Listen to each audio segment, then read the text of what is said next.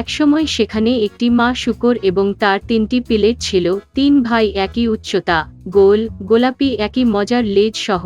সমস্ত গ্রীষ্মে শূকরগুলি সবুজ ঘাসে খেলেন, রোদে পোড়ায়, পদে ফোরায়। তবে তখন শরৎ এসেছে। একদিন আমার মা বলেছিলেন তাদের শীতকাল নিয়ে চিন্তাভাবনা করার সময় এসেছে। তিনি তাদের একটি বড় বাড়ি তৈরি করতে বলেছিলেন। ছোট ভাই বলেছিলেন শীত এখনো অনেক দূরে। মাঝ ভাইটি বলেছিলেন যে প্রয়োজন হলে তিনি নিজের বাড়ি তৈরি করবেন, এবং বড় ভাই নিজেই বাড়িটি তৈরি করার সিদ্ধান্ত নিয়েছে। ছোট এবং মাঝের ভাইয়েরা তাদের গেমস খেলা ছাড়া কিছুই করেনি। এটি প্রতিদিন আরও বেশি ঠান্ডা হয়ে উঠেছে।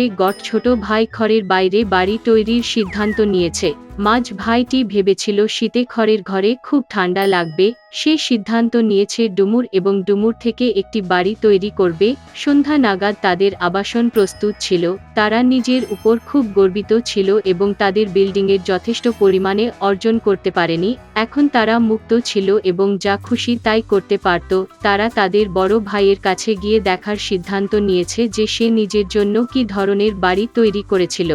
বড় ভাই নির্মাণে ব্যস্ত ছিলেন। তিনি পাথর প্রয়োগ করেছেন, মাটি গোজা এবং আস্তে আস্তে নিজেকে একটি নির্ভরযোগ্য, টেকসই বাড়ি তৈরি করেছেন। ছোট ভাইরা তাদের বড় ভাইকে কাজে পেয়েছিল। তিনি কী ধরনের দুর্গ তৈরি করছেন তা দেখে তারা খুব অবাক হয়েছিল। বড় ভাই শান্তভাবে কাজ চালিয়ে গেলেন। ছোট ও মাঝের ভাইরা তার বাড়িতে হাসি ঠাট্টা করতে লাগলো। তারা এতটাই আনন্দিত হয়েছিল যে তাদের চিৎকারটি লন জুড়ে অনেকটা প্রতিধ্বনিত হয়েছিল। বড় ভাই চুপ করে থাকতে বলল, কারণ নেকড়ে শুনতে পেল। ক্লাউড ছোট এবং মাঝের ভাইরা আরও বেশি আনন্দিত হয়েছিল। তারা সিদ্ধান্ত নিয়েছে যে বড় ভাইটি কেবল কাপুরুষ, আর দুজন সাহসী ভাই বেড়াতে গেলেন। পথে তারা গান গেয়ে নাচতে লাগলো, এবং তারা যখন বনে প্রবেশ করল তখন তারা এমন শব্দ করল যে তারা নেকড়ে গাছটিকে জাগিয়ে তুলেছিল যে পাইন গাছের নিচে ঘুমাচ্ছিল। অসন্তুষ্ট ও ক্ষুধার্ত নেকড়ে সেই জায়গায় গিয়েছিল যেখানে দুটি বোকা শুয়োরের চিৎকার এসেছিল। ভাইয়েরা আনন্দের সাথে হাঁটলেন এবং নেকড়ের সাথে তারা কিভাবে সহজেই আচরণ করবেন তা নিয়ে কথা বলতেন। এবং হঠাৎ তারা একটি বাস্তব জীবিত নেকড়ে দেখতে পেল। তিনি একটি বড় গাছের পেছনে দাঁড়িয়ে ছিলেন। তার চোখ ছিল খুব দুষ্ট এবং এক বিশাল দাঁতযুক্ত মুখ। ভাইয়েরা এতটাই ভীত হয়েছিল যে তাদের পাতলা লেজগুলি কাঁপতে কাঁপতে কাঁপতে কাঁপতে থাকে। নেকড়ে লাফ দেওয়ার জন্য প্রস্তুত। সে দাঁত ছিঁড়ে এবং ডান চোখটি পলক করে। শূকরগুলি হঠাৎ তাদের হুঁশ হয়ে আসে এবং বনজুড়ে চিৎকার করে পালাতে ছুটে যায়। ধুলার মেঘ তুলে তারা প্রত্যেকে নিজের নিজের বাড়িতে ছুটে গেল। ছোট ভাই দৌড়ে তার খাঁজ কুঁড়েঘরের কাছে এসে নেকড়ের সামনে দরজায় ধাক্কা মারল। নেকড়ে বড় হয়ে দরজা খোলার দাবি করলেন। ছোট ভাই ভয়ে ভয়ে একটা কোথাও বলতে পারল না। তখন নেকড়ে ফুঁকতে শুরু করল। হালকা ছাদ তাৎক্ষণিকভাবে ছড়িয়ে পড়া কুঁড়েঘরটি থেকে উড়ে গেল। নেকড়ে একটি গভীর নিঃশ্বাস নিয়েছিল এবং দ্বিতীয়বার ফুঁসে উঠল এবং সেই ছাঁচের ঘরটি সমস্ত দিকেই উড়ে গেল। নেকড়ে খুশি হল, দাঁত ছিটিয়ে তার ছোট ভাইয়ের উপর ঝাঁপিয়ে পড়ল, কিন্তু শূকরটি চূড়ান্তভাবে ধাক্কা মেরে দৌড়ে গেল। সে ছুটে গেল মাঝ ভাইয়ের বাড়িতে। ভাইরা নিজেকে লক করে রাখতে এবং একে অপরের দিকে হতাশ হয়ে তাকিয়ে থাকে। নেকড়ে রেগে গিয়ে ফুঁকতে শুরু করল। বাড়িটা খানিকটা জিজ্ঞাসা করা। নেকড়েটি দ্বিতীয়, তৃতীয় এবং তারপরে চতুর্থ বার উড়ে গেল, তবে বাড়িটি তখনও দাঁড়িয়ে ছিল। নেকড়ে একটি দীর্ঘ নিঃশ্বাস নিয়ে পঞ্চবারের জন্য উড়ে গেল।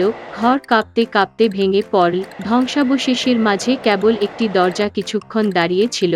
ভয়াবহতায় শূকরগুলি তাদের বড় ভাইয়ের বাড়িতে ছুটে যায়। নেকড়ে তাদের পিছনে ছুটল। তিনি নিশ্চিত যে এবার শূকরগুলি তার কাছ থেকে পালাবে না। শূকরগুলি দ্রুত, এমনকি বড় আপেল গাছটিকে আঘাত না করে দ্রুত পেরিয়ে যায়। আর নেকড়ে ঘুরতে এবং আপেল গাছটিকে আঘাত করার সময় পেল না, যা তাকে আপেল দিয়ে কভার্ড এঁকে রেখেছে। একটি শক্ত আপেল তাকে চোখের মাঝে আঘাত করল। নগ্নের কপালে একটা বড় গোঁফ লাফিয়ে উঠল। এই সময়ে ছোট এবং মধ্য ভাইয়েরা বড় ভাইয়ের বাড়িতে ছুটতে এবং দরজাটি বোল্ট করতে সক্ষম হয়েছিল। নেকড়ে দৌড়ে দরজার দিকে গেল, বড় হয়ে দরজা খোলার দাবি করল। ছোট ভাইয়েরা খুব ভয় পেয়েছিল এবং এর বিনিময়ে কিছুই বলতে পারল না, এবং বড় ভাই জানতো যে শক্ত পাথরের ঘরে তার এবং তার ভাইদের ভয় পাওয়ার কিছুই নেই। তারপরে নেকড়ে আরও বাতাসে চুষতে শুরু করল, সাথে সাথেই উড়ে গেল। তবে যতই এটি উড়ে গেল, একটি পাথরও সরল না, এবং তারপরে তিনি তাকিয়ে দেখলেন ছাদে একটি বৃহৎ প্রশস্ত চিমনি। সে সাবধানে ছাদে উঠে পাইপের নিচে যেতে লাগলো। শূকরগুলি একটি গন্ডগোল শুনেছিল। বড় ভাই তাৎক্ষণিকভাবে অনুমান করলেন যে বিষয়টি কি ছিল। তিনি তাড়াতাড়ি কলসির দিকে ছুটে গেলেন। এতে জল ফুটছে এবং আইডি আকনা ছিঁড়ে ফেলেছে। নেকড়ে নল দিয়ে নেমে সোজা কলসির মধ্যে পড়ে গেল, চোখ কপালে চওড়া। কাঁচা নেকড়ে একটি বুনো গর্জন নিয়ে ছুটে গেল এবং ছুটে গেল বনের দিকে, এবং তিনটি ছোট শূকর তার দেখাশোনা করেছিল এবং খুশি হয়েছিল যে তারা এত চালাকভাবে দুষ্ট ডাকাতকে একটি শিক্ষা দিয়েছিল। সেই সময় থেকে ভাই এবং তাদের মা এক ছাদের নিচে একসাথে থাকতে শুরু করেছিল।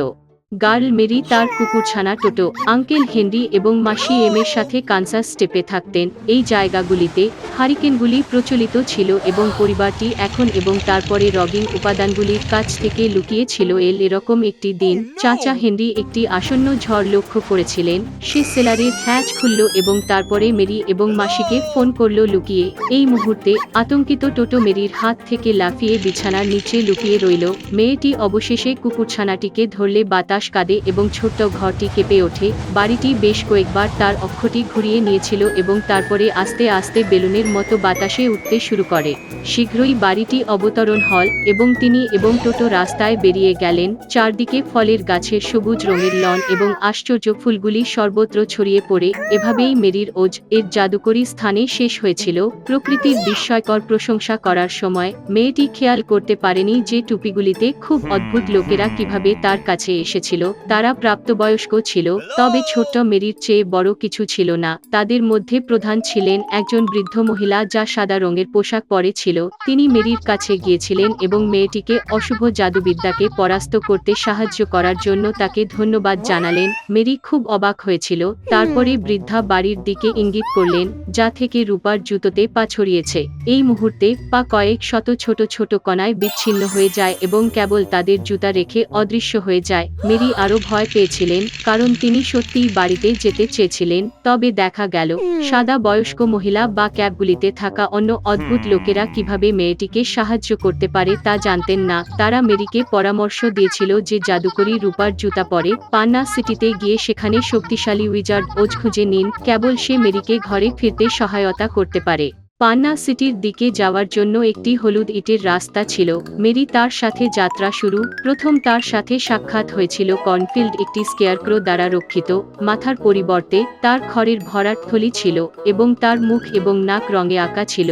স্কেরোক্রো জীবিত হয়ে উঠল এবং তার নাম ছিল স্কেরোক্রো। তিনি মেরিকে বলেছিলেন যে তিনি উইজার্ড ওজে ও যেতে চান। তার কাছে মস্তিষ্ক চেয়েছিলেন। মেয়েটি বিদ্বেষের প্রতি করুণা প্রকাশ করেছিল, তাকে বেড়ার উপরে উঠতে সহায়তা করেছিল এবং তারা রাস্তায় আঘাত করেছিল। হলুদ ইটের রাস্তাটি মেরি এবং স্কেরোক্রোকে বনে নিয়ে যায়। হঠাৎ তারা শুনল কেউ শোনাচ্ছে। বনের ঘাটে ঝলমলে এক মানব ব্যক্তিত্ব। এটি ছিল টিন উডম্যান। এর অংশগুলি এতটা মরিচা পড়েছিল যে সে কোনো বাহু বা একটি পা সরাতে পারছিল না। তারপরে কাছাকাছি একটি ঝুপড়িতে মেরি একটি তেলের ক্যান পেয়ে গেল। তিনি উডম্যানের অংশগুলিকে তৈলাক্ত করেছিলেন এবং তিনি আবার সরে যেতে শুরু করলেন। দেখা গেল যে কাঠবাদাম দীর্ঘদিন ধরে উইজার্ড ওজে যাওয়ার স্বপ্ন দেখেছিল সত্যিকার হৃদয় পেতে। তাই তারা একসাথে পান্না সিটিতে যাত্রা অব্যাহত রেখেছে। একটি হলুদ ইটের ট্রেইল ঘন বনের মধ্য দিয়ে বন্ধুদের নেতৃত্ব দেয়। হঠাৎ একটি সিংহঝোপ থেকে লাফিয়ে রাস্তার দিকে স্কেরোক্রোর কাছে তিনি তার পাঞ্জা দুলানোর সাথে সাথেই তিনি টোটোর বাজির কথা শুনে খুব ভয় পেয়ে গেলেন। সিংহ মেরিকে বলেছিল যে সে লাজুক জন্মগ্রহণ করেছিল এবং তাই উইজার্ড ওজে গিয়ে সত্যিকার সাহস চেয়ে জিজ্ঞাসা করে না। বন্ধুরা অবশেষে পান্না সিটিতে পৌঁছে দুর্দান্ত ওজ তাদের ইচ্ছা পূরণ করতে সম্মত হয়েছিল, তবে একটি শর্ত রেখেছিল কন্ডিশন। তিনি পশ্চিমের দুষ্ট জাদুকরীকে হত্যা করতে বলেছিলেন এবং বন্ধুদের একমত হতে হয়েছিল। রাতের আড়ালে মরিয়ম, স্কেরোক্রো, সিংহ এবং উটকুটরা পশ্চিমের ডাইনে যাত্রা করেছিল। তিনি তাদের জন্য অপেক্ষা করছিলেন এবং তাই উড়ন্ত বানরগুলি বন্ধুদের কাছে পাঠিয়েছিলেন। তারা টিন উডম্যানকে ক্লিফ থেকে ফেলে দিয়েছিল। সমস্ত খড় স্কেরোক্রো থেকে পোর্ট এলে দিয়ে মেরি এবং লিওকে ধরে ফেলল। হতাশার দিকে চালিত হয়ে মেরিকে পশ্চিমের ডাইনে আনা হলে তিনি ডাইনে জল আলেন। মেয়েটির অবাক হওয়ার জন্য বৃদ্ধাটি গলে যেতে শুরু করলেন এবং শীঘ্রই কেবল তার মধ্যে একটি আবর্জনা পচা থাকবে। বন্ধুরা পান্না শহরে ফিরে এসে উইজার্ডটি তাদের ইচ্ছাগুলি পূরণের জন্য দাবি করার সময় দেখা গেল যে ওজ মোটেও উইজার্ড নয়, বরং সত্যিকার প্রতারণাকারী। তবে তিনি তার বন্ধুদের অনুরোধগুলি পূরণ করার চেষ্টা করেছিলেন। সুতরাং ওজ স্কেরেক্রের মাথাটি কাঠের সাথে ভরাট করে দিয়েছিল।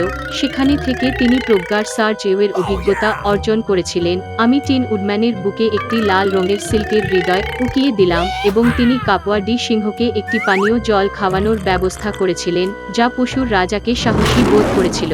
মেরির রৌপ্য জুতা দেখে ওজ হেসে উঠল। সর্বোপরি জুতাগুলি ম্যাজিক ছিল এবং এই সমস্ত সময় তারা মেয়েটিকে বাড়িতে নিয়ে যেতে পারে। মেরি তার নতুন বন্ধুদের বিদায় জানিয়েছিলেন। 3 বার তার হিলটি আলতো চাপলেন এবং টোটোর সাথে ঘরে পৌঁছে গেলেন। তবে রূপার জুতো হারিয়ে গেল রাস্তায় লস্ট।